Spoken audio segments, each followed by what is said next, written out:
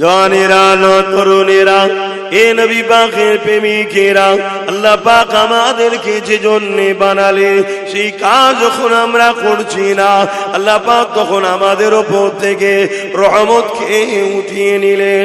এই রহমত যখন উঠে গেল, শান্তি আজ আমাদের সংসারে নাই, শান্তি আজ আমাদের কারবারে নাই, শান্তি আজ আমাদের জীবনে নাই।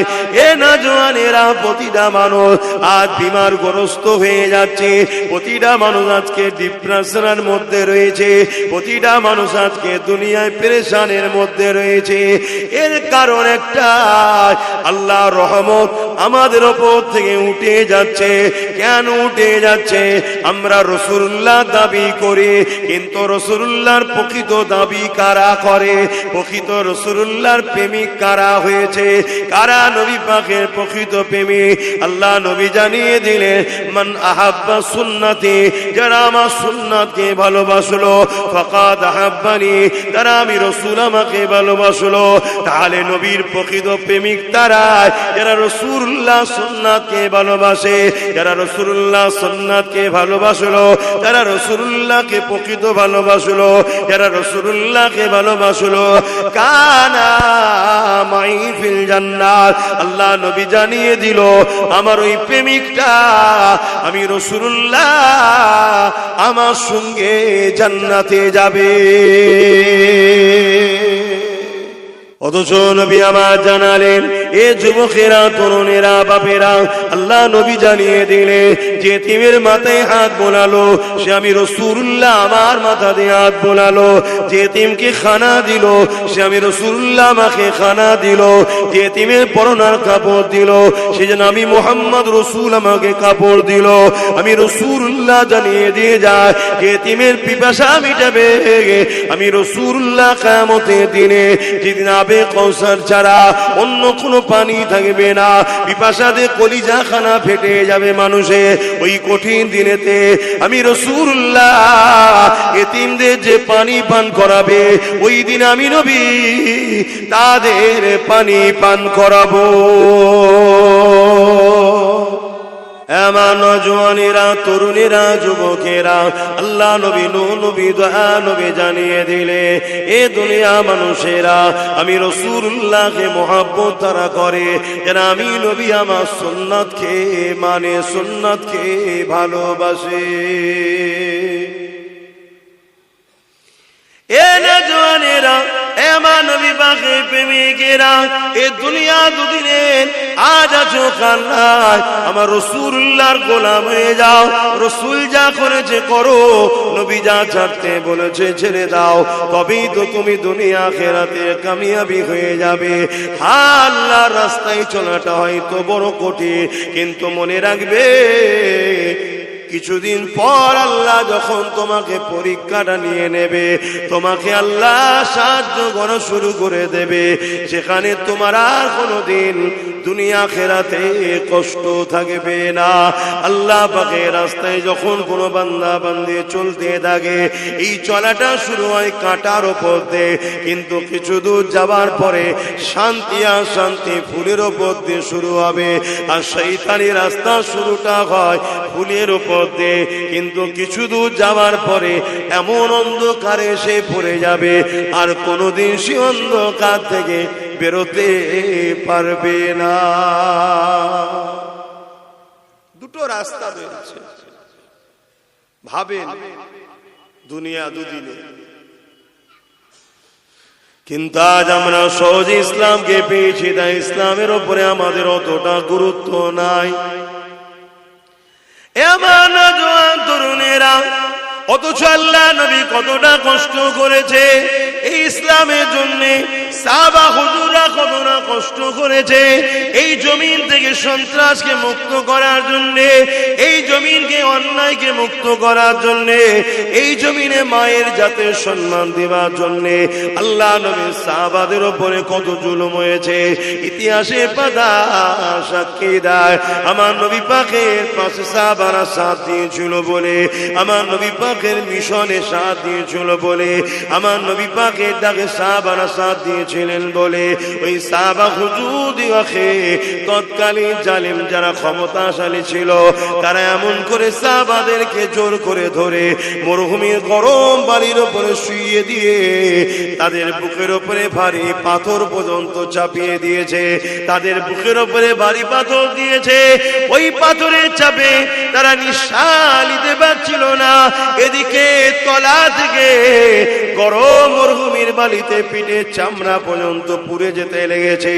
এই অবস্থাতে সাহাবা হুজুরদেরকে জিন বলা হতে লেগেছে, এ মুহাম্মাদের অনুসারীরা, মুহাম্মদ রাসূলকে ছেড়ে দাও, মুহাম্মদ রাসূলের দল থেকে সরে আসো, মুহাম্মদ রাসূলের থেকে দূরে সরে যাও, নচেত তোমাদেরকে জানে মেরে দেওয়া হবে। তারা একটাই কথা বলেছিল, আমরা আমাদের জীবন দিয়ে দিতে রাজি আছি, আল্লাহ ও রাসূলকে ছাড়তে রাজি নয়। আল্লাহ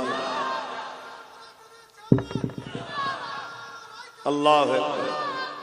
আর আজকে আমরা মুসলমানদের মধ্যে লাখো কোটি মুসলমান আছে যাদেরকে কোনো চাপ দেওয়া হয় না, শুধু সামান্য কিছু ভিক্ষার কিছু ছোট ছোট পদ দেওয়া হয়েছে।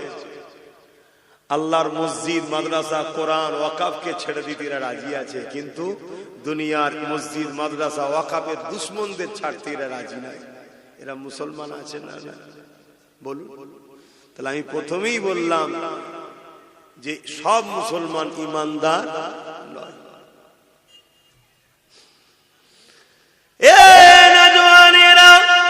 সেদিন কত কষ্ট সাহাবা হুজুররা করেছিলেন এই জমিনের উপরে ন্যায়কে প্রতিষ্ঠিত করার জন্য, এই জমিনের উপরে অন্যায়কে মিটাবার জন্য সাহাবা হুজুরদের উপরে কত জুলুম হয়েছে।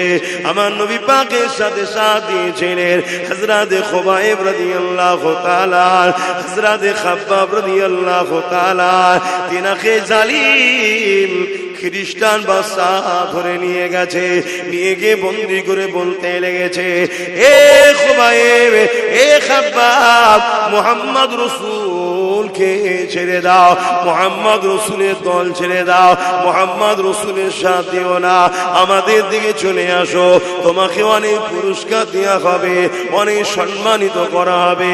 আল্লাহ নবীর সাহাবী হযরত খাব্বাব রাদিয়াল্লাহু তাআলা তিনি বলতে লেগেছে, জালিম তোমরা যতই চেষ্টা করো না কেন আমরা জুলুমের সাথ দিতে পারবো না। কেন আমার আল্লাহ আজ জালিমদের সাথে নাই, আমার আল্লাহ মজলুমদের সাথে আছে। তোমরা জালিম, তোমাদের সাথে আমরা সাথ দিতে পারবো না। কেননা এই দুনিয়া দুদিনে আজ আছে কাল নাই। জালিমের সাথ যদি দিই আল্লাহ পরকালে জালিমদের সাথে জাহান্নামে দেবে, এই জালিমদের সাথ আমরা দিতে পারবো না। এই কথা শুনে জালিমরা হযরত খাব্বাব রাদিয়াল্লাহু তাআলা হুজুরকে আগুন তৈরি করেছে, ওই আগুনে হাত পা বেঁধে দিয়ে ওই আগুনের উপরে কোমরের অংশটা বসিয়ে দিয়েছে। ওই আগুনে কোমরকে পোড়াতে লেগেছে, ওই কোমর থেকে পানির মতো রস বেরোতে লেগেছে, গোস্ত চর্বি গলে গলে রস বেরোতে লেগেছে। ওই রসেতে আগুন নিভিয়ে যায়, আবার জালিমরা আগুন ধরায়, আবার খাব্বাব হুজুরকে নিয়ে যে বসায়। এ যুবক রে, অনেক কষ্ট করে ইসলাম এসেছে, অনেক কষ্ট করে ইনসানিয়াত এসেছে, অনেক কষ্ট করে মসজিদ মাদ্রাসা হয়েছে। আজ তোমার আমার গাফলতির জন্য, তোমার আমার ভুল পদক্ষেপের জন্য আজ আল্লাহর ঘরকে জালিমরা মিটিয়ে দিচ্ছে, আজ বল্টু জাতি মাদ্রাসা মিটিয়ে দিচ্ছে। মনে রেখে দিও, আমার আল্লাহ পাক ওই মসজিদের মুখাপেক্ষী নয়, আমার রাসূলুল্লাহ মাদ্রাসার মুখাপেক্ষী নয়। হ্যাঁ, মসজিদ আল্লাহর ঘর, মাদ্রাসা নবীর ঘর, কিন্তু মসজিদ চলে গেলে আল্লাহ পাকের কিছু হারাবার নাই, মাদ্রাসা চলে গেলে আল্লাহ পাকের রাসূলের কিছু কমে যাওয়ার ব্যাপার নয়। কিন্তু তুমি আমি পরকালে কোন মুখে আল্লাহর জান্নাতের আশা করব? জমিনে যখন আমার মসজিদ চলে যাচ্ছিল তখন তোরা আমার মসজিদের জন্য কি করেছি বল? এটাই তো তোমার ইমানের পরীক্ষা। প্রশ্ন করবে না করবে না? কথা বলে। আজকে কোন একটা গ্রাম যদি জালিম নেতাদের হাত থেকে ফসকে যায়, নেতা দেখে ওই এলাকার লোককে জিজ্ঞেস করে না করে না? বলো বলো, যে ফসকে গেল তোরা কি করলি, চল তুই বাদ। দুনিয়াদারি মামলায় যদি তারা এটা কথা বলতে পারে, অথচ কোন নেতা আমাদেরকে বানায়নি, আর যিনি আমাদেরকে বানিয়েছে, দুটো হাত দিল, দুটো পা দিল, চোখ দিল, কান দিল, জবানে কথা দিল, সে আল্লাহ তো জিজ্ঞেস করবে, হারা আমার ঘর চলে গেল, আমার মসজিদের আমার মাদ্রাসার উপর দুশ্মনী হলো জালিমরা, তোরা কি করলি? কি জিজ্ঞেস করবে না করে? কি মনে হচ্ছে আপনাদের? আপনাদের কি মনে হচ্ছে বলে? যদি মনে হয় না জিজ্ঞেস করবে না, তাহলে আমার থেকে কথা আজকে কি লাভ?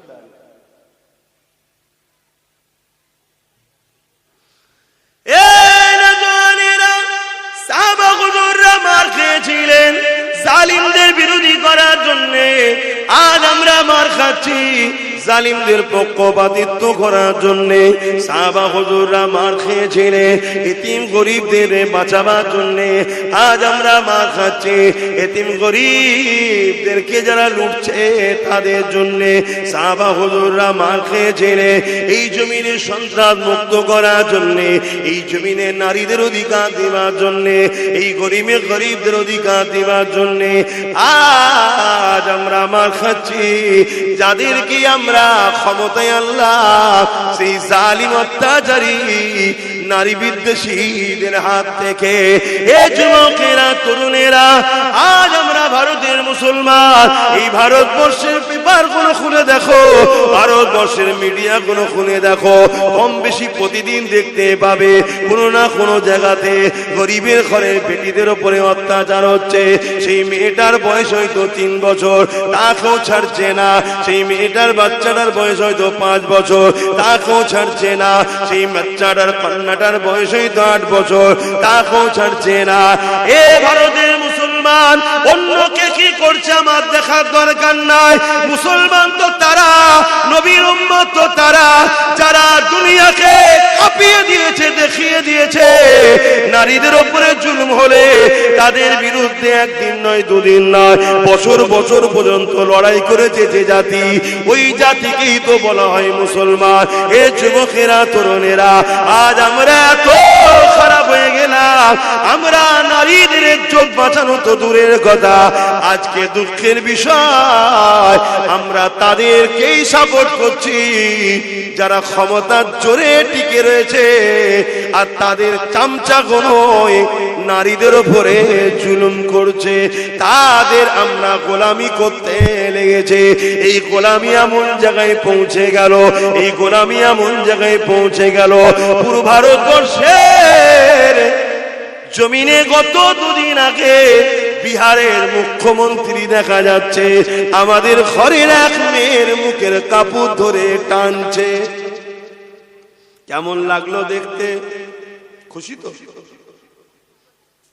আমি জানি বিহারের মুখ্যমন্ত্রী হয়তো প্রকাশ্যে মুখের কাপড় ধরে টানে, ও গোপনে আরো কাপড় অনেক কিছু ধরে টানে, ওর চরিত্র খারাপ আমি জানি, ওর কথা বাদ দেন।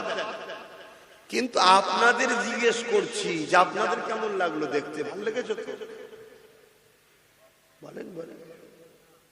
কেন? ও জানে যে যার মুখের কাপড় ধরে টানছি এ জাতির পুরুষরা সে ঈমান আর নেই যে ঈমান মুহাম্মদ বিন কাসেমের ছিল। একটা 18 বছরের যুবক এক নারীর উপরে জুলুম হয়েছিল, খবর পেয়ে পুরো আক্রমণ করে ছিলেন তিনি। তাহলে আজকে সেই জায়গায় আমরা এত মুসলমান থাকার পরও আজকে কোথায় যাচ্ছে? বলো, ভাবো ভাবো। কে মাথা ঢাকবে, কে মুখ ঢাকবে, কে বুক ঢাকবে, কে আরো কিছু থাকবে, সেটা তার স্বাধীনতা। কেউ যদি প্রকাশ্য মুখ খুলতে পারে, তার চরিত্রে আরো গোপনে অনেক কিছুই খুলতে পারে। এটা ভাবাটা স্বাভাবিক, তাই তো নাকি? কিন্তু সব কথা যাক, আমি আপনাকে প্রশ্ন করছি, এই অসভ্যতা এত মাথায় উঠলো কি করে? এতে কি আমাদের দোষ আছে? না, শুধু বাংলাতে তো বলছি না, টোটাল মুসলিম সমাজকে বলছি, আমাদের দোষ আছে না? না, এখনো শুধরান, এখনো সময় আছে। লাভ লসের অঙ্ক করে করে করে করে করে করে করে করেই তো জিন্দেগি শেষ করে দিলেন। অঙ্ক সব বন্ধ করুন, একটাই কথা, যে আমার নয় আমি তার নয়, এই অঙ্ক করতে শিখুন। সবার ঘর গুছিয়ে নিচ্ছে, আর তুমি শুধু সবার ঘরের কাজ করে বেড়াচ্ছ। সবাই সবার ঘর গুছিয়ে নিচ্ছে, আর তুমি শুধু পরের ঘরে ঝাঁট দিয়ে বেড়াচ্ছ। তোমার ঘরটালে কখন তুমি ভাববে? আমি বলবো না অন্যদের মতো জোর ঘর ভাঙো, ওর মেয়েটিকে তুলে নিয়ে আসো, যেমন বলছে, দেখছেন তো নাকি প্রকাশ্য মিডিয়াতে বলছে মুসলমানদের 10টা মেয়েকে তুলে নিয়ে আসতে পারলেই চাকরি পাবে। দেখেছেন আপনারা এই ভিডিওটা? কেউ মোবাইল গুলো নিয়ে কি করেন একটু দেখুন। যেমন উত্তরপ্রদেশের যে মুখ্যমন্ত্রী, এখন আমার দেশের জন্য এগুলো বলতেও লজ্জা লাগে, যে একটা সময় বলেছিল মুসলমানদের মেয়েদের কবর থেকে তুলে রেপ করা হবে, জানেন তো? দেখেছিলেন? এই কথা বলছেন। তাহলে এত বড় একটা কুখ্যাত সমাজ বিরোধী নোংরা মাইন্ডের লোক, সংবিধান বিরোধী লোক, সে একটা বড় রাজ্যের মুখ্যমন্ত্রী হয়ে যাচ্ছে। এখনো তোমার আমার খেয়াল নাই যে দেশ কোন গতিতে যাচ্ছে।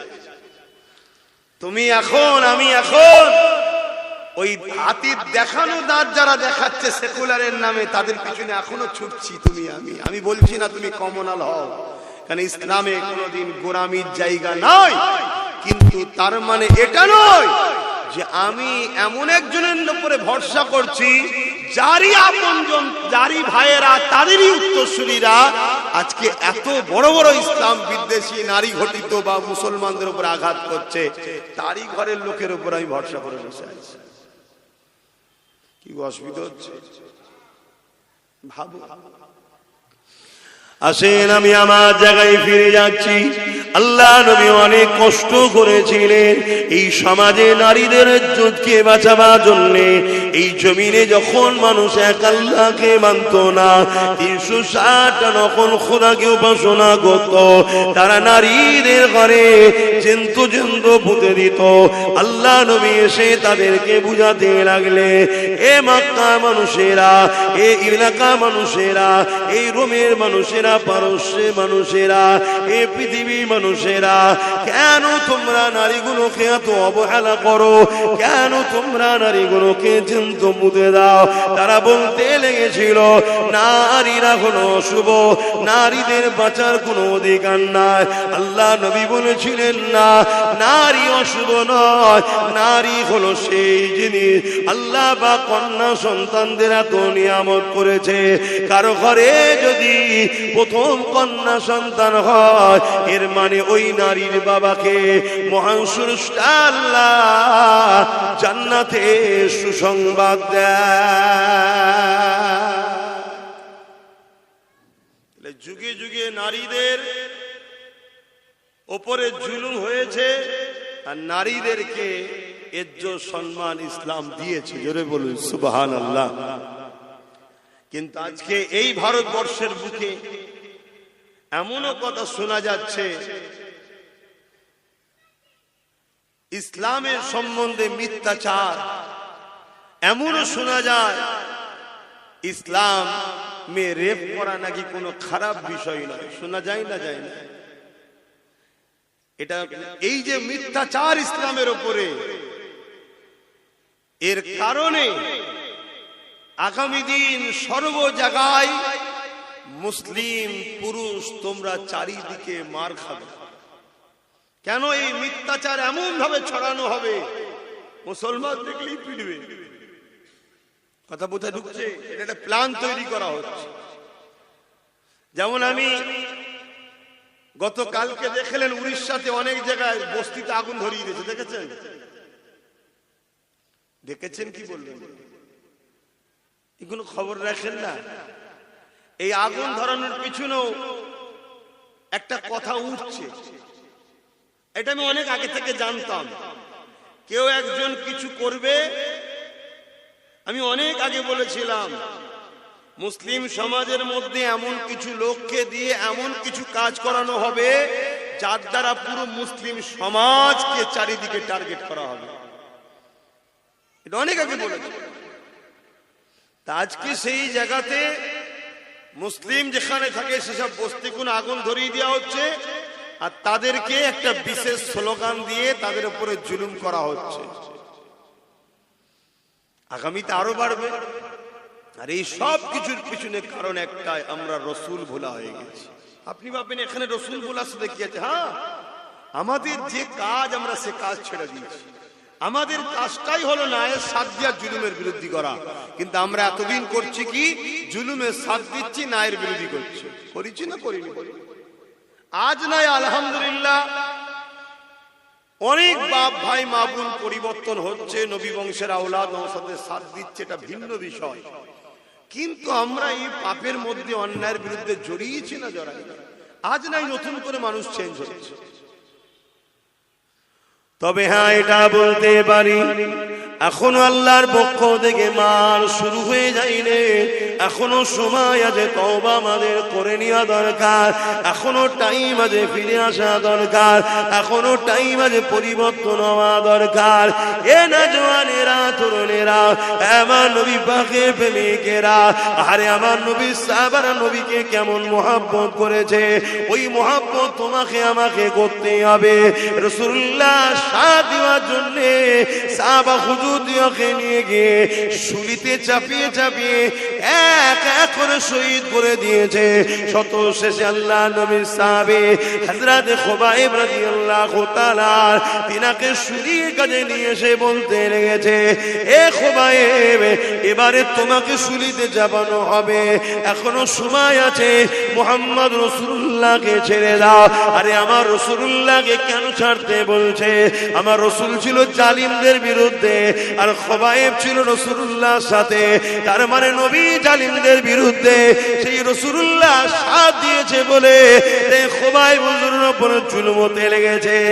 আজ তোমাদেরকে বলে দিয়ে যাচ্ছি, তুমি আমি যদি ন্যায়ের পক্ষে সাথ দিই, ইনসাফের পক্ষে সাথ দিই, মানবতার পক্ষে সাথ দিই, গরিবের পক্ষে সাথ দিই, এক কথায় নবীর গোলাম হিসাবে আমি আব্বাস সিদ্দিকী যে লড়াই নামিয়েছি, ওই লড়াইয়ে যদি তুমি সাথ দাও, তোমার উপর জুলুম অত্যাচার হবে, কিন্তু এই জুলুমকে তোমাকে সহ্য করতে হবে।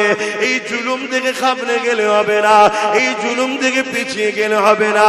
কেননা প্রত্যেকটা অন্ধকারের পরে অবশ্যই একটা আলো রয়েছে। রাত হয়েছে বলে খাবলে গেলে হবে না, অপেক্ষা করো, সময় আসলে অবশ্যই আলো ফুটবে, দিন হবে। ঠিক তেমনি আল্লাহ কোরআনে জানিয়েছে, হে আমার বান্দা বান্দিরে, অবশ্যই কষ্টের পরে আমি আল্লাহ তোমাদের শান্তি দেব।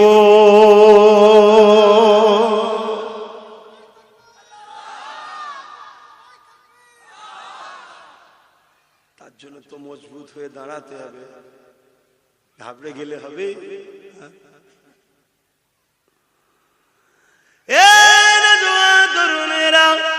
আমার নবী পাকের প্রেমিকেরা কতটা কষ্ট করেছে আল্লাহ নবী, কতটা কষ্ট করেছে সাহাবা হুজুররা ইসলামের জন্য। যখন আমার আল্লাহ পাক জানিয়ে দিলে, জিবরাইল মারফতে আমার রাসূলুল্লাহকে বলে দিলে, হে আল্লাহ পাকের নবী, আখেরি নবী হুজুর, আপনি আজকে রাত্রিতে হিজরত করে নেন, কেননা জালিমরা আপনাকে শহীদ করে দেওয়ার জন্য তারা মিটিং করে নিয়েছে। এই সময় হযরত জিবরাইল এসে আমার রাসূলুল্লাহকে জানিয়ে দিলেন, আপনি হিজরত করে নেন। এ যুবকেরা, তরুণেরা, আমার রাসূলুল্লাহকে হিজরত করতে হয়েছিল, কিন্তু আমার নবী পাক ঘর থেকে বেরোবার আগে 40 জন জালিম আমার রাসূলুল্লাহর ঘরকে ঘিরে ফেললো।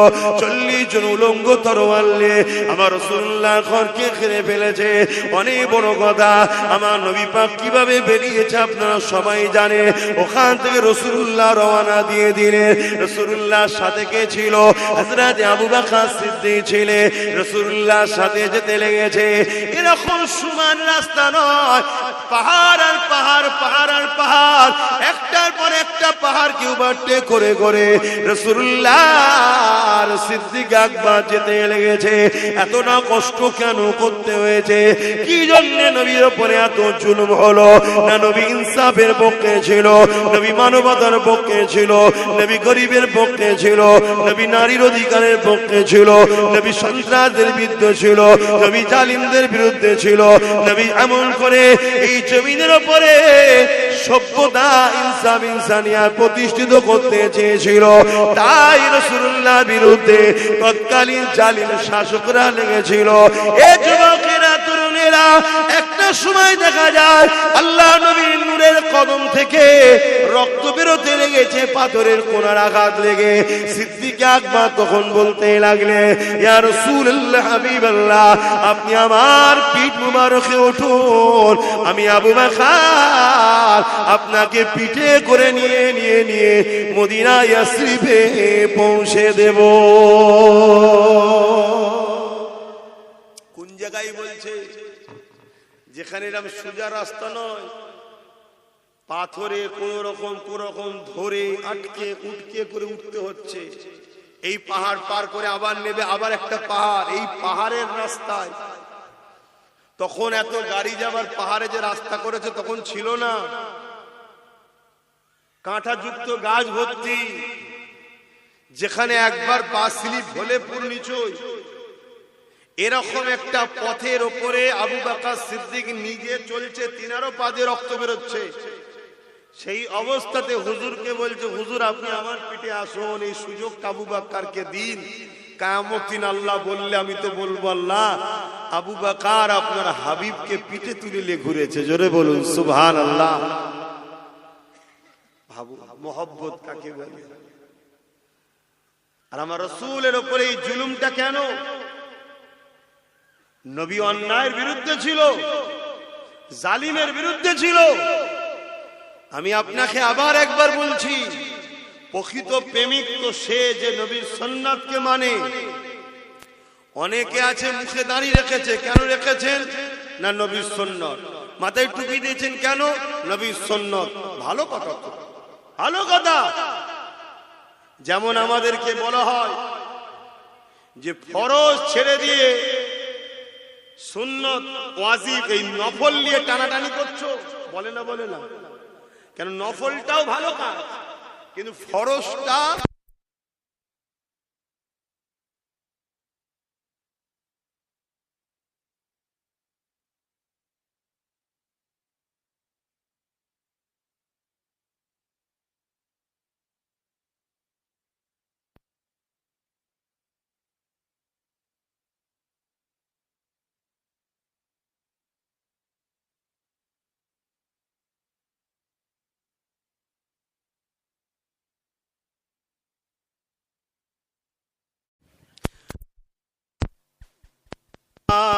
সাল্লি আলা,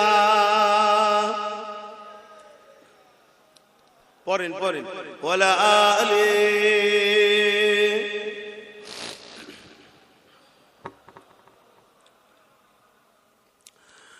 যাদের হৃদয়ে আছে আল্লাহর ভয়, তারা কখনো ভুলে যায় না। আল্লাহর প্রেম ছাড়া এই দুনিয়ায়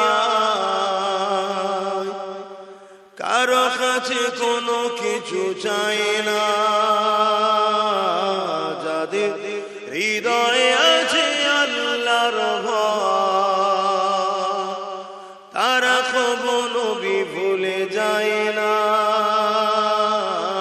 আল্লাহ প্রেম ছাড়া এই দুনিয়ায় কারো কাছে কোনো কিছু চায় না। রাতের আঁধারে যার সিজদাতে রয়, দু চোখের আঁসুতে নদী যেন বয়। রাতের আঁধারে যার সিজদাতে রয়, দু চোখের আঁসুতে নদী যেন বয়। চলো না জানি যত আসো, চলো না জানি যত আসো, পিছনে ফিরো তাকায় না যাদের হৃদয়ে আছে আল্লাহর ভয়, তারা কবু নবী ভুলে যায় না। আল্লাহ প্রেম ছাড়া এই দুনিয়া কারো কাছে কোনো কিছু চাই না। দিন কায়েমের পথে যারা অবিচল, তারা হলো আল্লাহর প্রিয়জন। দিন কায়েমের পথে যারা অবিচল, তারা হলো আল্লাহর প্রিয়জন। বাতিলের কাছে যারা হার মানে না, বাতিলের কাছে যারা হার মানে না, সংগ্রাম করে যায় অমরণ, যাদের হৃদয়ে আছে আল্লাহর ভয়, তারা কবু নবী ভুলে যায় না। আল্লাহ প্রেমে ছাড়া এই দুনিয়া কারো কাছে কোনো কিছু চাই না। রাতে আদারে যার সিজদাতে রয়, দু চোখের অংশতে নদী যেন বয়। রাতের আদারে যার সিজদাতে রয়, দু চোখের অংশতে নদী যেন বয়।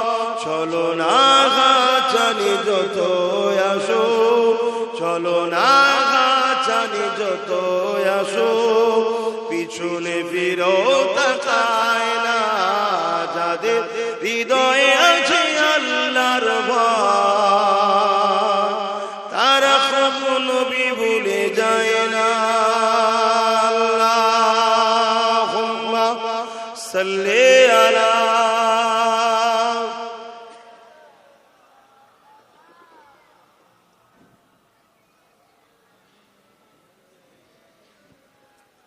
আমার আব্বা জানেরা, ভাইরা, মায়েরা, বোনেরা, আমি আবার বলছি, আমার দেশের বর্ডার সিকিউরিটি নিরাপদের জন্য বর্ডারে বিএসএফ আছে না নাই?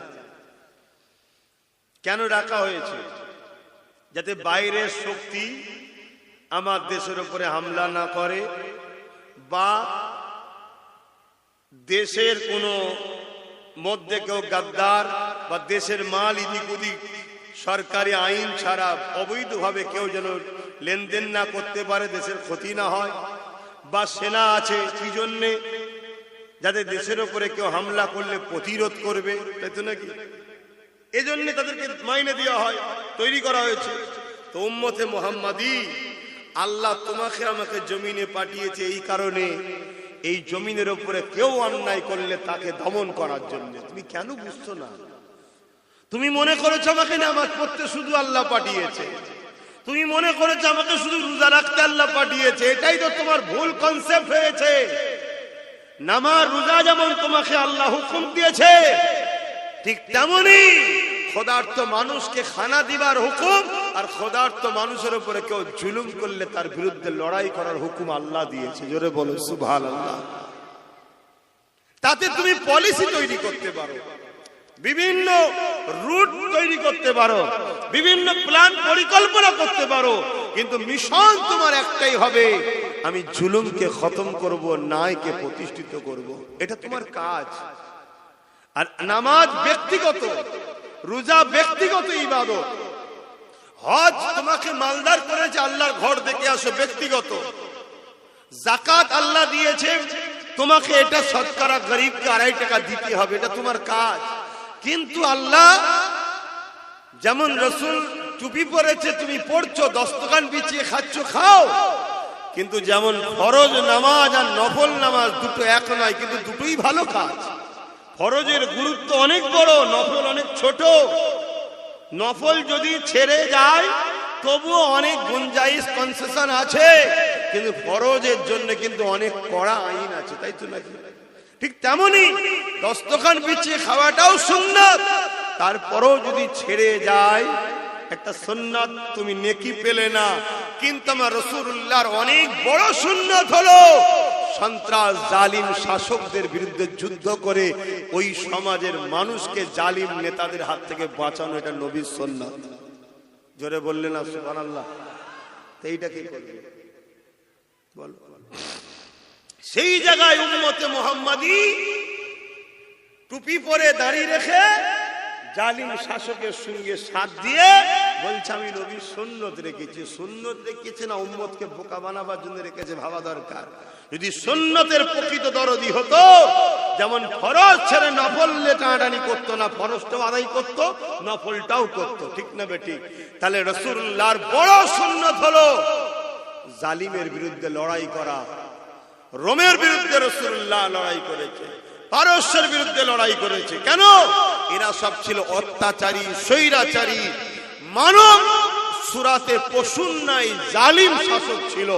আল্লাহ নবী তাদের বিরুদ্ধে লড়াই করেছে। এ উম্মতে মুহাম্মাদি নিজের জায়গা ভুলে গেলে। আজ আমরা লড়াইকে ভুলে গেলাম, আজ অন্যায়ের বিরুদ্ধে লড়াই করা ভুলে গেলাম, ন্যায়ের পক্ষপাতিত্ব ভুলে গেলাম। এই ভুলে যাওয়ার দরুন আমাদের আল্লাহ আমাদের কাছ থেকে সম্মান ইজ্জত মানুষের অন্তর থেকে তুলে দিচ্ছে। তাই আজকে আমরা মানুষের কাছে ঘৃণার পাত্র হয়ে গেছি। সবার মুখে একটাই কথা, মুসলমানকে শেষ করো। কেউ প্রকাশ্য, কেউ ভেতরে ভেতরে। তাই দোয়া করব, তার আগে ছোট্ট একটা কথা বলে যাচ্ছি, একটা উদাহরণ দিচ্ছি। সবাই আমাদের দুশ্মন, এটা মানেন তো নাকি? সবাই আমাদের মানেন তো? নমুনা বলে যাচ্ছি। একটা হলো প্রকাশ্য, দেখুন বিজেপি সরকার আমাদের ওয়াকফকে আইন করে লিখছে না লাইনে ওয়াকফকে। আর আমাদের রাজ্য সরকার দেখুন মুখে আমাদের দরদি, কিন্তু আমাদের ওয়াকফের আইনকে সাপোর্ট করলো না। তাহলে দেখলেন তো, সবাই আমাদের দুশ্মন। বিগত দিনেও যারা ছিল তারা আমাদের দুশ্মনী করেছে না? কথা বলুন, হ্যাঁ কি না বলুন? সব সুযোগ সন্ধানী, আমরা বুঝে উঠতে পারলাম না। তো যাই হোক, এই শীতের বেলায় সময় তো কম, বেশি কথা আর বলতে পারছি না, এতটুকুই বললাম। এখন সালাম দেব, একটুখানি দোয়া করব। যেসব ভাইগুলো দাঁড়িয়ে আছেন, যদি আমাদের হয় কমসে কম দোয়াতে একটু ভেতরে ঢুকে আসবেন, জানি একটু শরীক হন। সালাম পড়ি, ইয়া নবী সালাম।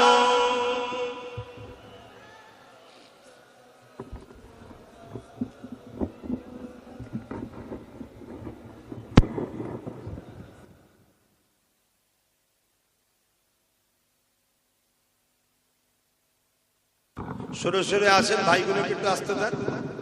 আর তো 10 মিনিট 15 মিনিট সময় আছে, একসাথে বসে কমসে কম দোয়ায় শরীক হন।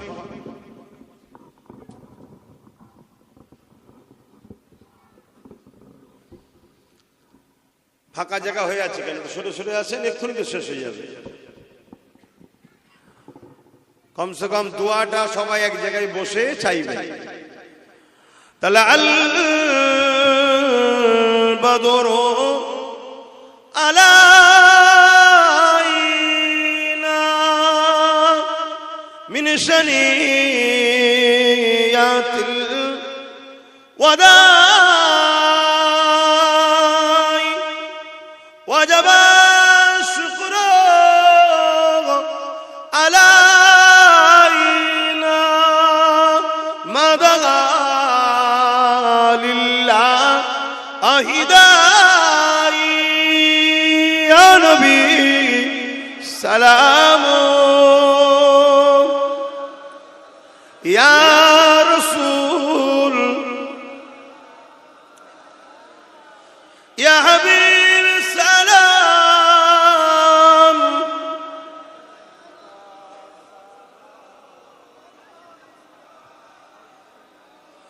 ওরিলো আল্লাহ আরবানি পোহালো দুঃখে রজনী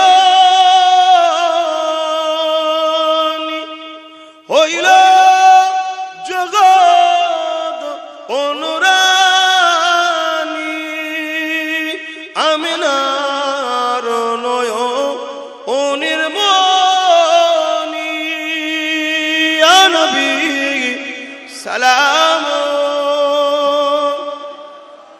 ইয়া রাসূল ইয়া হাবিব সালাম।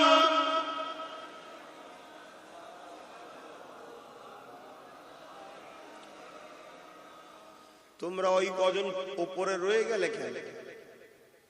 একই কথা, সবাই নেমে এলো, তোমরা ওই কজন রয়ে গেলে। তাহলে চিন্তা কর, তোমরা যদি আমাদের কথা না শোনো, এটা আমাদের ক্ষতি না তোমাদের ক্ষতি? কোনটা মনে হচ্ছে? আমার ক্ষতি হবে মনে হচ্ছে? তোমাদের ক্ষতি হবে। আমার কি সমস্যা আছে? প্রত্যেকটা ক্ষেত্রে মনে রেখে দিও, তোমাদেরকে বাঁচাবার চেষ্টা করছি। কেন চেষ্টা করছি? আমরা তোমার নবীর বংশের আওলাদ, তোমরা আমার নবীর উম্মত। তোমাদের জন্য আমার রাসূল আজও কাঁদছে, আমারও জন্য কাঁদছে। সেই নবীর উম্মতকে বাঁচাবার চেষ্টা করছি, যাতে হুজুর আমার উপরে খুশি হয়। বুঝার চেষ্টা কর, সরে যেও না। সকলে গায়ে গায়ে বসে খুনি দোয়া হবে। দরুদ শরীফ আল্লাহ।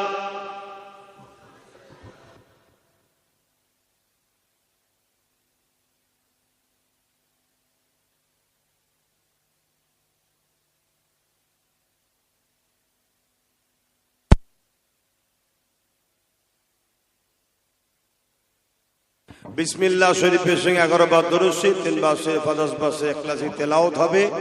এবং পাশাপাশি একটা ছোট্ট কথা, এই মাহফিলে এসেছেন, আল্লাহ এই মাহফিলকে কবুল করেন। ছেলেরা যাচ্ছে, যার যা খুশি একটু শরীক হন। ছেলেরা যাচ্ছে, যার যা খুশি একটু শরীক হন। আর বাকি তেলাওয়াত করেন সবাই। এখনই দোয়া হবে, কেন নামাজ আছে, 4:30টার মধ্যে শেষ হবে, তারপরে নামাজ আদায় হবে ইনশাআল্লাহ।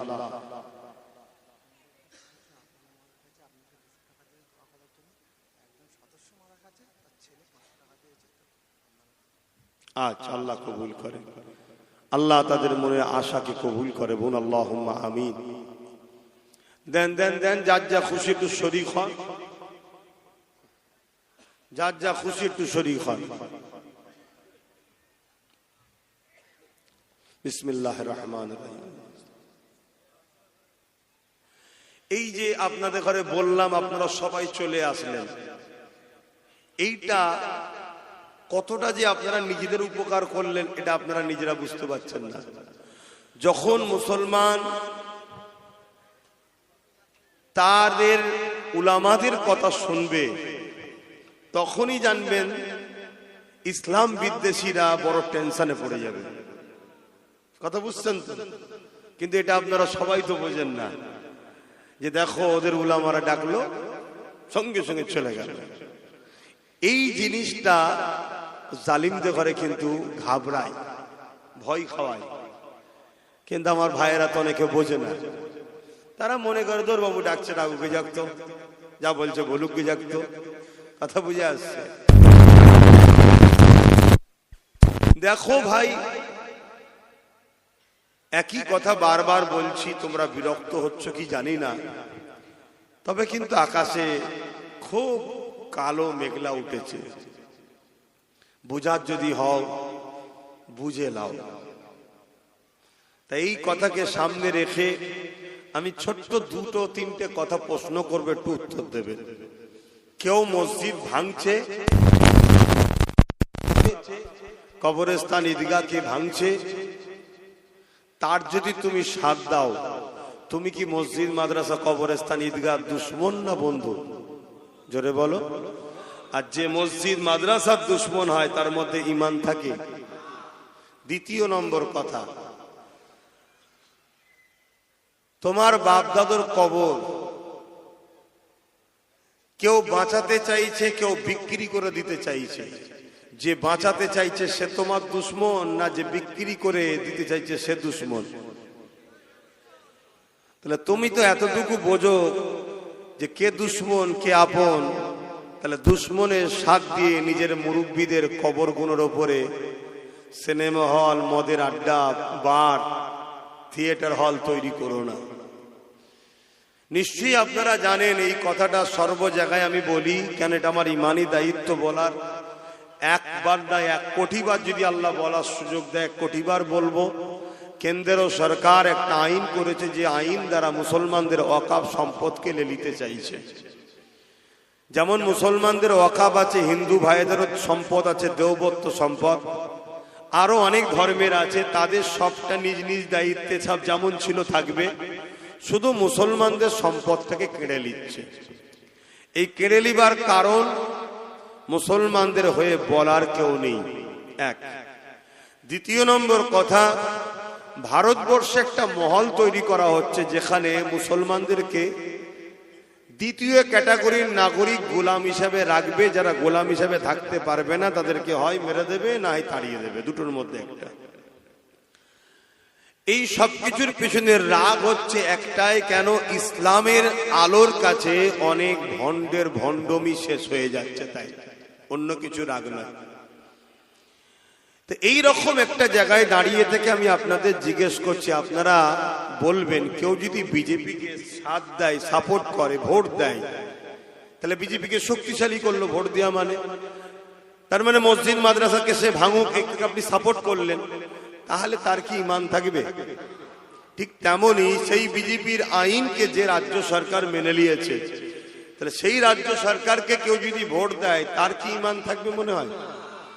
তাহলে এই জায়গায় দাঁড়িয়ে থেকে আমি আপনাদের পীরের আওলাদ হিসাবে, নবীর ঘরের সন্তান হিসাবে, নবীর উম্মতকে সঠিক অন্যায় থেকে যেমন বাঁচাবার দায়িত্ব, ন্যায়ের পক্ষ রাস্তাটা দেখাবার দায়িত্ব আছে না নাই? তাই আমাকে কারা সন্তান ও ভাইয়ের মতো ভালোবাসেন একটু হাত তুলে দেখান। বিশ্বাস করেন? হাত লম্বা করে তুলবেন। বিশ্বাস করেন? আলহামদুলিল্লাহ। যারা হাত তুলেছেন তাদের উদ্দেশ্যে হাত নামান। তাদের উদ্দেশ্যে বলছি, আমাদের রাজনীতির পাওয়ার দরকার আছে, আছে না নাই? তাই আমার ছোট ভাই নওশাদ রাজনীতি করছে, আমি এইদিকে আছি, ও ওইদিকে আছে।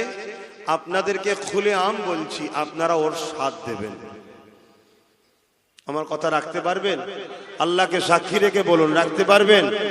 কথা দিচ্ছেন তো? হাত লম্বা করুন যারা হাত তুলতে পারবেন। আমাকে যারা ভালোবাসেন হাত নামান। তো ভালোবাসার মানুষকে বলার অধিকার আছে না নাই? বাস, বাকি কে কি করবে যে যার কবরে জবাব দেবে। কথা বুঝে আসছে? এটা আপনাদেরকে বলে গেলাম। কেন? আমি আবার একবার বলে যাচ্ছি, কেন্দ্র সরকারকে ভোট দেওয়াটাও হারাম, রাজ্য সরকারকেও ভোট দেওয়াটা হারাম। কেন? এরা উভয়েই টাকার ইপিট উপিট, এরা ওয়াকাফকে শেষ করে দিচ্ছে, ওবিসি কে শেষ করে দিচ্ছে। ও প্রকাশ্য মুসলমানকে মিটাতে চাইছে, আর এ মুসলমানকে পিছন থেকে বেঁধে রেখে আস্তে আস্তে আস্তে আস্তে শেষ করে দিতে চাইছে। কেন? পশ্চিম বাংলায় মুসলমানদের সংখ্যাটা একটু বেশি, তো এই জন্য পশ্চিম বাংলায় ডাইরেক্ট যদি এসে আমাদেরকে অ্যাটাক করে অসুবিধা আছে। এজন্য প্রথমে হারাম টারাম খাইয়ে আমাদেরকে দুর্বল করেছে, সময় হয়তো এসেছে এবার ওকে নিয়ে চলে আসবে। কথা বুঝে আসছে? হারাম খাদ্য আমাদের ইমানকে দুর্বল করে, আর 1 কোটি লাশ যেমন কোনো কাজে লাগে না, বেঈমান মুসলমান কোনো কাজে আসে না। কথা মাথায় ঢুকলো? পশ্চিম বাংলার ভৌগোলিক পরিস্থিতি অন্য জায়গার ভৌগোলিক পরিস্থিতি আলাদা। এই পশ্চিম বাংলায় একটুখানি বুঝে বুঝে ওই মানে দেখাবো এক, করবো এক, এরকম সেকুলার দিয়েই আমাদেরকে শেষ করবে। এই জায়গায় আমি আপনাদেরকে বলবো, কে ভালো কে খারাপ দেখার দরকার নেই। নবীর বংশের আওলাদ নওশাদ সিদ্দিকী রাজনীতি করছে, রাসূলও বলেছে কুরাইশ বংশের ঝান্ডার তলায় তোমরা থাকো, তোমরা ওর সাথ দিও। যারা আমাকে ভালোবাসেন, বলার অধিকার আছে না নাই? আমার ভালোবাসার মানুষকে বললাম, আল্লাহ যদি ওকে ক্ষমতায় আনে, সেই জায়গায় যদি পৌঁছায়, কোনো সুবিধা অসুবিধা হলে আমি জুম্মার দিন দরবারে থাকি, আমার কাছে যাবেন, আমি আপনাদের পাশে ছিলাম, আছি, থাকবো। কিন্তু মনে রাখবেন, ফাইসাল্লা আল্লাহর হাতে। আপনার সাথ দিয়াতে ওর উপকার হবে না ক্ষতি হবে, ওটা জানা আপনার প্রয়োজন নয়। আপনার প্রয়োজন আমি ইসলামের যারা ক্ষতি করছে তাদেরকে কমসে কম শক্তিশালী করতে পারি না। কথা মাথায় ঢুকছে? অনেক ভাই বলবে রাজনীতি আলাদা, ধর্ম আলাদা। আমি তাদের উদ্দেশ্যে আপনাদেরকে একটা কথা বলে যাচ্ছি, আপনারা বলবেন যদি রাজনীতি আলাদা হয়, ধর্ম আলাদা হয়, তাহলে রাজ পাওয়ার দিয়ে মন্দির তৈরি করছে আর মসজিদ ভাঙছে কেন? রাজ পাওয়ার দিয়ে গীতা পাঠ করানো হচ্ছে আর কোরআন শেষ হয়ে যাবে বলছে কেন? তাহলে তোমরা কি রাজ ক্ষমতা দিয়ে ভারত থেকে ইসলামকে মুছতে চাইছো? এই অধিকার কি সংবিধান দিয়েছে? আমরা গীতা পড়বে কি পড়বে না আমি পক্ষও নাই বিরুদ্ধও নাই, সেটা তার পছন্দের কাছে, কিন্তু কোরআনটা তো আমার পছন্দ, আমার কোরআন শেষ হয়ে যাবে এটা আপনি বলছেন কেন? মন্দির থাকবে কি থাকবে না সেটা তাদের পছন্দের ব্যাপার, তাদের ব্যাপার, আমি পক্ষও নাই বিরুদ্ধও নয়, কিন্তু মসজিদটা তো আমার পছন্দ। তুমি রাজকোষের টাকা, যেটা আমাদেরও অর্থ আছে, ট্যাক্সের টাকায় অর্থ আছে না নাই? জগন্নাথ মন্দির করলে এটা কি সরকারের কাজ? হিন্দু ভাইদের কাজ, তারা তাদের ধর্ম করবে। কথা 1 টাকা না 1 লক্ষ জগন্নাথ মন্দির হিন্দুরা করতে পারে, আমার কোনো পক্ষে বিপক্ষে কোনো কথা নেই। কিন্তু আমি যে ট্যাক্স দিয়েছি, আমার ট্যাক্সের টাকা তো তুমি দীঘায় মন্দির করলে, তারপরেও চলো তর্ক ঝগড়ায় যাচ্ছি না, উপরন্ত রাজারহাটে আমার মসজিদের জায়গা তুমি জোর করে হিডকোকে দিয়ে দিচ্ছ কেন? তাহলে তোমাদের লক্ষ্য ওটাই, যে লক্ষ্যটা বিজেপির। বিজেপি ভারত থেকে ইসলামকে মুক্ত করতে চাইছে, যেটা আরএসএস এর এজেন্ডা। আর তুমিও বলেছিলে আরএসএস ভালো বিজেপি খারাপ, মনে পড়ছে তো নাকি? এবারে এই কথাগুলো তোমরা শুনে নেবে কি না নেবে আবার বলছি, তোমাদের ব্যাপার, কিন্তু আমার বলা দায়িত্ব আছে না? না, হ্যাঁ আমি বলবো। এবার এই বলতে কি যদি আমার বাধায় কেউ আসে, তার সাথে প্রয়োজন আমি যুদ্ধ করতেও রাজি আছি, ওপেন কথা বলে যাচ্ছি। কেন? আমার ইসলাম আমাকে ইজাজত দিয়েছে, আমার সংবিধান আমাকে রাইট দিয়েছে। এর বিরুদ্ধে যে দাঁড়াবে, সে মোদি হোক আর দিদি হোক, কোনো বেটাকে ছাড়বো না, তার বিরুদ্ধে লড়াই করব। কথা মাথায় ঢুকলো? তাহলে এই জায়গায় আমার সাথে এই বুঝানোর পরে 10 জন হলেও তো সাথ দিতে পারে। কালকে 10টা 20 হতে পারে, তো 20টা একদিন 1 লাখ হতে পারে, তো 1 লাখটা একদিন 10 লাখ, 10 লাখটা একদিন 1 কোটি হতে পারে না? পারে না? একদিন বিপ্লব অবশ্যই ঘটতে পারে, কারণ ইতিহাস তো এইভাবেই ঘটে। তাই আমি আরো একবার বলছি, আমাকে বিশ্বাস রেখে আমি যে কথা বললাম, আমার ছোট ভাইকে রাজনীতির বিষয়ে, ধর্মের বিষয়ে তো আমার সাথে আপনারা আছেন, আমার আরো বাপ ভাইদের সঙ্গে আছেন, রাজনীতির বিষয়ে আপনারা নওশাদের সাথ দিতে রাজি আছেন?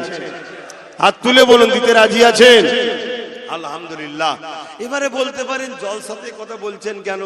নেতারা যখন রাজনীতি ছেড়ে দিয়ে ধর্ম মিটাতে নামে, ধর্মগুরুদের তখন ধর্মের জায়গা থেকেই তো বলতে হবে। আমরা তো, আমাদের তো জায়গা এইটাই, ঠিক তো নাকি? আমাদের তো অন্য জায়গা নেই, এই জায়গা থেকেই তো বলতে হবে। ইমাম তো মসজিদ থেকেই বলবে যে দেখো, যদি তোমরা না নিজেদের রাজ পাওয়ার তৈরি করো, যদি তোমরা 60, 70, 80, 90, 100টা নিজেরা এমএলএ না বানাতে পারো, তাহলে তোমরা শেষ হয়ে যাবে। আর তোমরা যদি 60, 70, 100টা এমএলএ বানাতে পারো, বাকি যা থাকবে 194, বাকি সব ভাগ বাটোয়ারা করে লিগে যা তোরা, তারপরে যেই সরকার করুক আমাদেরকে সাথে নিয়ে করতে হবে।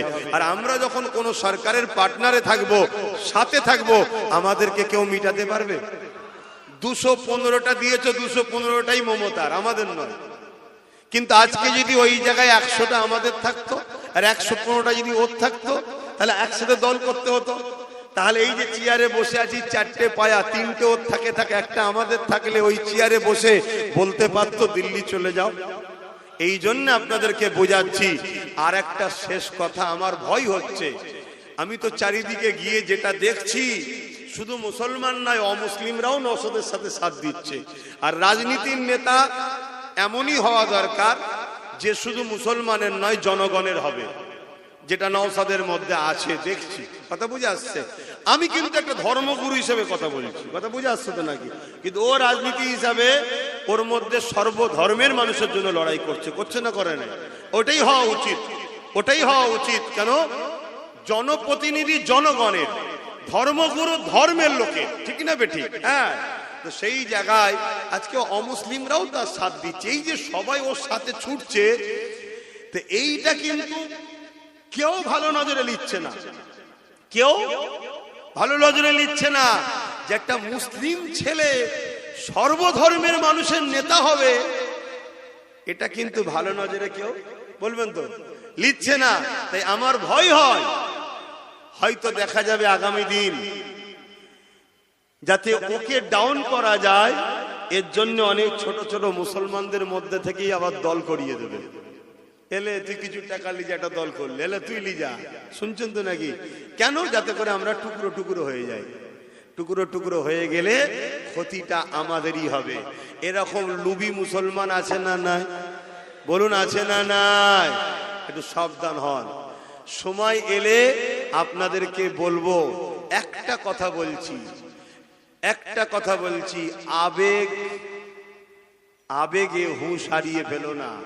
জোশ আনো, হুঁশ হারিয়ে নয়। আমরা বড় আবেগী। এই আবেগের জ্বালায় আজকে মুর্শিদাবাদের লোক যেখানে দেখছে সেখানে পিটছে। মুর্শিদাবাদের লোকে দেখার খোঁজ লাও একটু চারিদিকে, শুনছেন তো নাকি? অতএব একটু বুঝে বুঝে পা ফেলো। আল্লাহ রসুল বলছে কেউ পরিবর্তন হয়েছে চট করে বিশ্বাস করতে যেও না, আগে তাকে দেখো। পাহাড় সরে গেছে বিশ্বাস করো, কেউ পরিবর্তন হয়েছে বিশ্বাস চট করে করো না। আমি কারো নিন্দা করছি না, কিন্তু রাসূলুল্লাহর হাদিসটাকেও মাথায় রাখা দরকার আছে না নাই? কেন আমাদেরকে দেখতে হবে? হঠাৎ করে একটা লোক এখানে ওখানে ওখানে ওখানে চারিদিকে ডাল দিয়ে ঘুরে হঠাৎ করে সে এসে বলল আমি মুসলমানদের দরদি, একটু আমাদের ভাবা দরকার আছে না নাই? আমার বক্তব্যটা এই জায়গায়। আমি তার পক্ষে বিপক্ষে কোনো কথা বলছি না, কিন্তু আমি এতটুকু বলবো, রসুল বলছে তোমরা ভেবে দেখো, চট করে বিশ্বাস কাউকে করতে যেও না, এটা মাথায় রেখে দিও। হ্যাঁ, আমাদের যে যা লিখছে, আমাদের যে যা কাটছে সব নোট করো, আর নোট করে কোমরটাকে আগে মজবুত করো, ভিতটা ভালো করে দাও, তাহলে উপরে 10 তলা কেন 20 তলা দেওয়া যাবে, ঠিক তো নাকি? আগে কোমর ভিত মজবুত করো, করার পরে সব আবার ফিরিয়ে লিয়া যাবে। যাবে না? যাবে না। যে পাওয়ারে তুমি আমার মসজিদ নিলে, যে পাওয়ারে তুমি আমার ওয়াকফ লিচ্ছ, ওই পাওয়ার যদি আমরা দখল করতে পারি, আবার ওই মসজিদ মাদ্রাসা ওয়াকফকে ফিরানো যাবে না? যাবে না। তাহলে আগে সেই পাওয়ারটা তৈরি করো। সেই পাওয়ারটা তৈরি করার আগেই যদি হুড়োহুড়ি করতে যাও, তাহলে তো আমাকে সব সমেত তুলে ফেলে দেবে। এক কথা বুঝছেন? একটু বুঝে বুঝে পা ফেলো। কথাই কেউ কষ্ট পেয়েছেন, আসেন তওবা করি। বিসমিল্লাহির রহমানির রহিম। আল্লাহ তাআলা, আমি জানা ওয়া জানা, ইচ্ছা ওয়া ইচ্ছা সকল গুনাহ হইতে তওবা করিতেছি। আস্তাগফিরুল্লাহ রাব্বি মিন কুল্লি। ছিল না? ১৫০০ বছর আগের ইতিহাস দেখো। এই পৃথিবীতে নারীদেরকে ভোগের পাত্রী বানিয়ে দেওয়া হয়েছিল। বাপেরাই নিজের কন্যাকে জ্যান্ত পুত্র। প্রভাবশালী ক্ষমতাশালীরা গরিবের ঘরে ছেলে মেয়েদেরকে কৃতদাস দাসী বানাতো। এই পৃথিবীতে ইনসাফ ছিল না, সংসার জীবন ছিল না, নারী ভোগের জিনিস ছিল, মানবতা বলে কিছু ছিল না। এই পৃথিবী ধ্বংসের দিকে। এই ধ্বংস পৃথিবীকে বাঁচাবার জন্যই তো মহান রব্বুল আলামিন আমার রসুলকে মডেল করে, নেতা করে, লিডার করে, রসুল করে, अवतार করে, মেসেঞ্জার করে, প্রফেট করে আমার রসুলকে 570 খ্রিস্টাব্দে পাঠিয়েছেন। মাত্র 23 বছরের মধ্যে মক্কা থেকে, মদিনা থেকে শুরু করে এদিকে সাউথ আফ্রিকা, এদিকে চীন, এদিকে রোম, পুরো মাগরিব থেকে মাশরিক কোন জায়গা বাদ দেয়নি। রসুল নাই, সত্য শান্তির পাইগম পৌঁছে দিয়েছে। জোরে বলুন সুবহানাল্লাহ। সেই নবীর উম্মত আজ আমরা রসুল ভোলা হয়ে গেলাম। তাই আজকে আমাদের এই দুর্দশা। আমরা নবীকে যদি মডেল বানাই, আবার ইনসাফ আসবে, আবার ন্যায় আসবে, আবার শান্তি আসবে, আবার মানববন্ধন আসবে, আবার আমরা আমাদের অধিকার আবার ফিরে পাবো। তাই একটাই মেসেজ দিচ্ছি, এতে আপনারা নিতে পারছেন কি পারবেন না আমি জানি না, কিন্তু এটা আমার ডিউটি। কিন্তু একটা প্রশ্ন, আমার রসুল যে এই যে মেসেজটা দিয়েছিলেন, জুলুমকে বন্ধ করলেন, সন্ত্রাসকে বন্ধ করলেন, নারী হত্যা বন্ধ করলেন, রেপ বন্ধ করলেন, নেশামুক্ত সমাজ গড়লেন আমার রসুল, এটা কি সহজে হয়ে গিয়েছিল না অনেক বাধা? বলুন, অনেক বাধা। তাহলে আজকেও যখন সমাজ পতনের দিকে, ধ্বংসের দিকে, সমাজ যখন রেপ আম হচ্ছে, সমাজে যখন নেশা আম হয়েছে, সমাজে যখন বেনসাবি হচ্ছে, সমাজে যখন জুলুম বেড়েছে, তাহলে উম্মতে মুহাম্মাদি হিসাবে সেই নবীর দ্বীনের হিফাজতের জন্য সমাজে নাই, সমাজকে নেশা মুক্ত, সমাজকে দুর্নীতি মুক্ত, সমাজকে রেপ মুক্ত, সমাজকে খুন মুক্ত, এটা করার দায়িত্ব আমাদের আছে না? না, এটাই তো ডিউটি দিয়েছে আল্লাহ। আল্লাহ আমাদেরকে তো এটাই ডিউটি দিয়েছে, বান্দা কুনতুম খায়রা উম্মতি উখরিজাত লিন-নাস তা'মুরুনা বিল মা'রুফ ওয়া তানহাউনা আনিল মুনকার। নাই কাজ করো, অন্যায়কে মিটাও, এটাই তো আমাদের ডিউটি। তা আমরা বান্দা হিসেবে এটা কি করছি? যখন করিনি, তাহলে আল্লাহ আমাদেরকেই মিটাবে জালিমদের হাতে। আমাদেরকে আল্লাহ শ্রেষ্ঠ উম্মত করেছে কেন? আমাদের এই দুটো কাজ। তাই কেউ খেতে পায়নি, খাওয়া দাও, কেউ বিমারের পাশে দাঁড়াও, কেউ অসহায় তাকে আশ্রয় দাও, কারো বস্ত্র নেই বস্ত্র দাও। আপনি বলবেন আমি তো নিজেই গরিব। এই গরিবটা কি মায়ের পেট থেকে হয়ে এসেছেন না নিজের তকদিরকে ফাটিয়েছেন?